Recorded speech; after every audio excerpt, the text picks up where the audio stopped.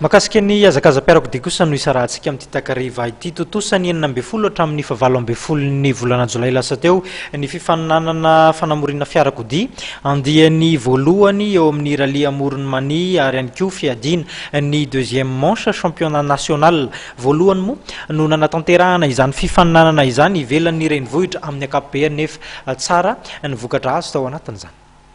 Ny équipage Boum Bertin mitondra ny fiarakodia Mitsubishi Evo X Shell Elite GSM no nibata ny amboara tamin'ny andiany voalohany amin'ny Rallye Amoron'i Mania ary ao anatin'ny deuxième manche ny championnat national de Madagascar kosa izay mitanterahana ny 12, 17 ary 17 jolay farany teo tany Ambositra. Nitondra fanazavana ny manamory. Ny Rallye Amoron'i Mania zany rehefa zoina sy fezina amin'ny teny fohy dia nahafapo an'ny daholo be na ny mpikarakara nareo mpanohana nareo mpandray anjara. Zany hoe surprise ho an'ny monde-nary malagasy zany ny siny Rallye Amoron'i Mania izay nidécouvrir monde hafa indray zany ny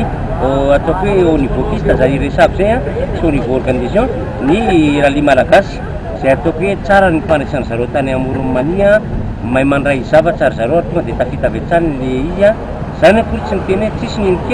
ny kely dia tany amin'ny resaka sécurité mbola nanavaoko kely any zareo le izy fa raha amin'ny ankapobeny no resana dia afapo ary tena afapo ny mpandray anjara sy mikarakara amin'ny ankapobeny zany raha vezina.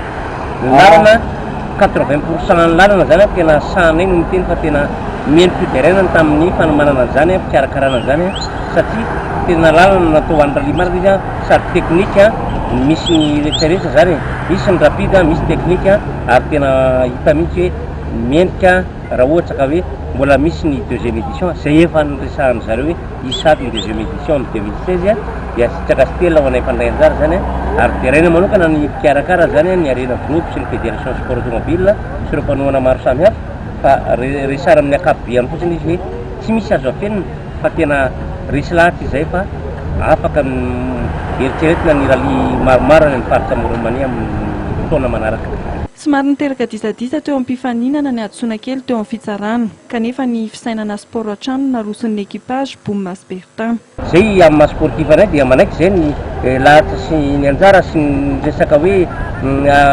fifezana ny ara-teknika sy ny organisation zay zareo no karakara izany fa misy kely teo anatin'ny hoe officiel zany zay natonga zay réclamation zay fa tsy misy olona natonga zay fa sanay no miteny fa voalohany aloha zany ny équipage Boum Bertin hatreto. Afapo tamin'ny fifaninanana na ireo mpifaninana na amin'ny fédération sport automoto indrindra koa fa voalohany zao tamin'iny Rallye Amoron'i Mania iny no nanaovana ny championnat national eo amin'ny fiamorina fiarakodia ivelan'ny renivohitra Antananarivo. Équipage 20 no nandray ny fiangana tao Ambositra, 12 kosa no nahatontosa hatramin'ny farany dingana rehetra.